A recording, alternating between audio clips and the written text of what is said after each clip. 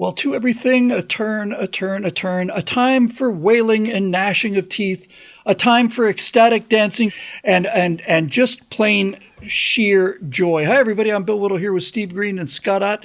And our topic today, young men, is this phenomenon that has been sweeping TikTok in the wake. It's almost like the backwash from a tsunami of grief and the 4B movement and the shaving of heads and the talk of the destruction of rights and the end of the republic. And all of the people on the left have had their 2 weeks to grieve and mourn and make complete jackasses of themselves. And now it's our turn to make jackasses out of ourselves because the YMCA dance, which Donald Trump has done, I think, for quite a while now, has been sweeping the nation. This last weekend, we saw a significant number of both professional NFL players and college football players doing the YMCA dance as soon as they scored a touchdown. And I got to tell you guys, I'm loving it. Steve, it's watching Donald Trump dance to YMCA doesn't move one to tears in terms of the grace of all of it. But that's not really the point. I talked about this on our live show last night, and one of our regular commentators named Eric Blake said, "We're the cool kids now. You know, we're the ones with the hot girls in the tight outfits who are just jumping up and dancing around, and it's not even." It's not even an in-your-face kind of dance. It's a goofy dad dance, the way Trump does it, and the way all the NFL guys are doing it. Yeah. It's a dad dance. Yes, exactly. And I find myself looking at these videos, Steve, and just feeling this cathartic sense of just relief and joy, you know, and it's almost like it would ruin the end of the Lord of the Rings movies if at the end of Return of the King, when Barad-dûr fell and the red eye just went pop and disappeared, it would make it a worse movie if they all started doing the Donald Trump dance. But nevertheless, that's kind of how I feel. Yeah, the Eye of Sauron has the tower has fallen, all of that good stuff. I've got some thoughts on this, but before I can get to Trump, I got to back this up. I grew up my teen years, very formative politically. Ronald Reagan was president. He was the greatest I had known and thought I would ever know. And he started off in Hollywood, of course. He was an actor, moderately successful. Mm-hmm. And he kind of fell into politics on accident. He became president of the Screen Actors Guild. And so he had to do a lot of touring of the country, a lot of speeches. And he noticed that the commies would always appear at the speeches. And this was genius on Reagan's part. People underestimate his intellect, and they really shouldn't. You need to read his personal letters. There's a collection of that, and it's just you watch his intellectual conversion in his own words, in his own hand. It's amazing how smart and observant this man was. And the commies would put themselves in a diamond shape in the audience. One in the back, two on the wings, and one in front, in center, so they could appear to be a larger part of the audience, because people tend to hoot and holler when the guy sitting next to them is hooting and hollering, so it would space themselves out. And Reagan started to notice this, and he noticed maybe communism isn't actually as popular even among the Screen Actors Guild as I thought. And this was a part of his process. But he never let go of the fact that he was an entertainer. He always brought that forward with him. The guy could tell a joke. He could tell a story. He knew how to carry himself on TV. And these are skills that can be learned, but some people obviously are better at learning them than other people are. And Donald Trump went through a similar process. He was a real estate developer, but he was a New York City real estate developer. And so he lived big. This is a guy who lived his personal life on page 6 of the New York Post. You know, it's the tabloid, right? You know, he's dating this girl this week, that girl the other week. He had this alter ego that was supposed to be his PR guy that was just him calling up gossip columnists and inserting his name into the news so that he could be this sort of big star, even though he was sort of inventing himself along the way.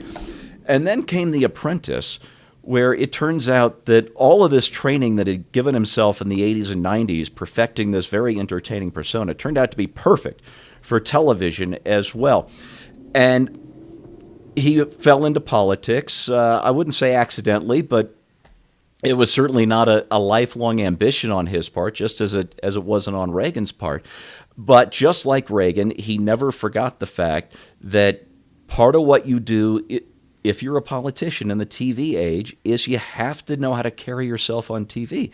You have to know how to communicate through the camera. You have to know how to entertain. And what's killing me is that other entertainers, let's face it, that's what professional athletes are. They are entertainers. See in Trump a kindred spirit, and now that he's won the election, they are allowed to show it. It's cool, Bill, as you said in your intro.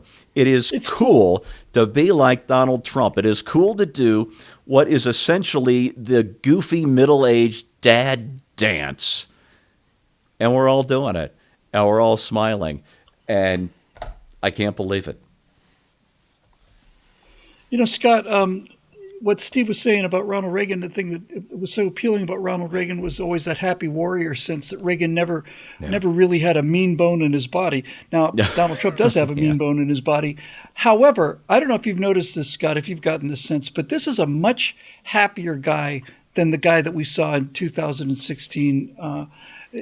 He just seems much, much looser. He's not. I didn't hear any of the mean tweets that we heard, during his first administration and the 2016 election.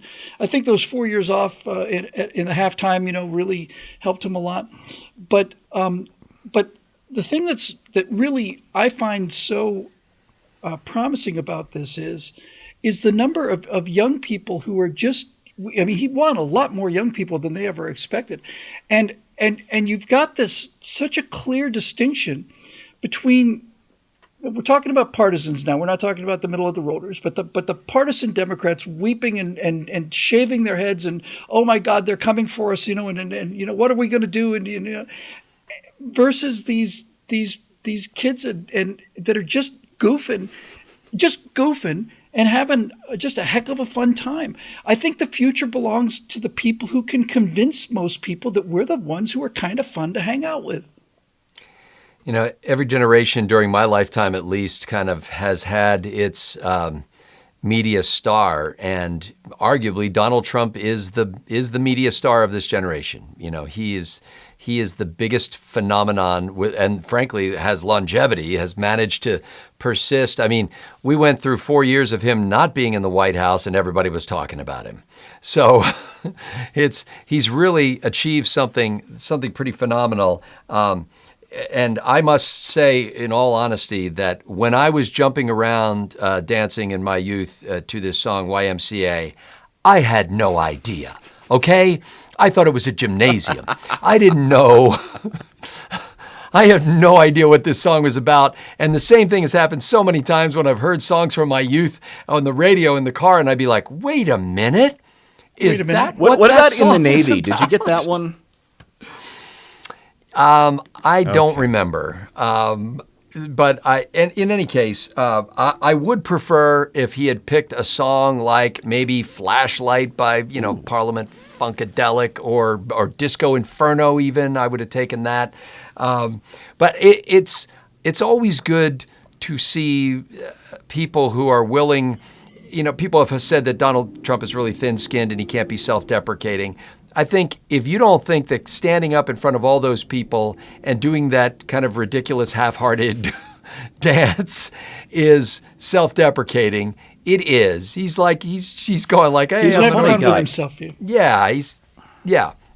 So I think it's good that people are kind of, at least even in the culture, catching on to that. I hope that the surviving members of the Village People are getting royalties for this every time it plays on one of the social media platforms.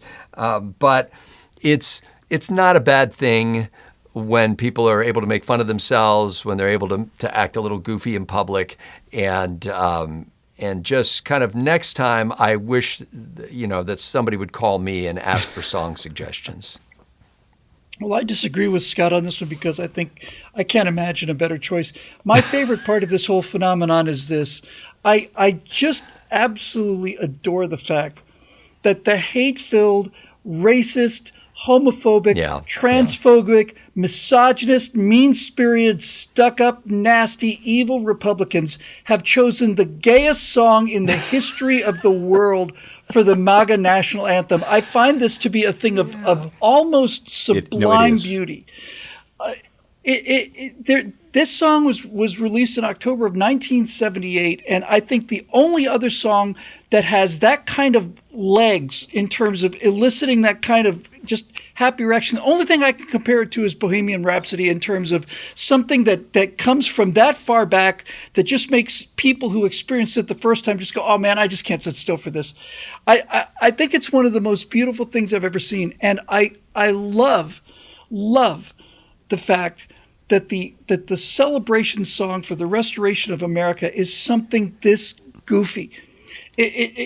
We have been through so much poison and so much seriousness and so much and angst and Hitler and I just can't get over the fact that the literal Hitlers have chosen the village people to represent them as we march towards our bright future in the shining sunrise, in the shadows of the internment camps. We'll be singing YMCA all the way. To me, it's just an absolute joy. I just couldn't be happier about it. And I especially like the fact that the first words out of that song's mouth are "young man." That's how it feels. It feels it's like the end of one of my all-time favorite movies, Wrath of Khan, when they ask James T. Kirk, who's just been through hell and back, how do you feel after all this? And he says, I feel young. For Steve Green and Scott Ott, I'm Bill Whittle. Thanks for joining us. We'll see you next time on Right Angle.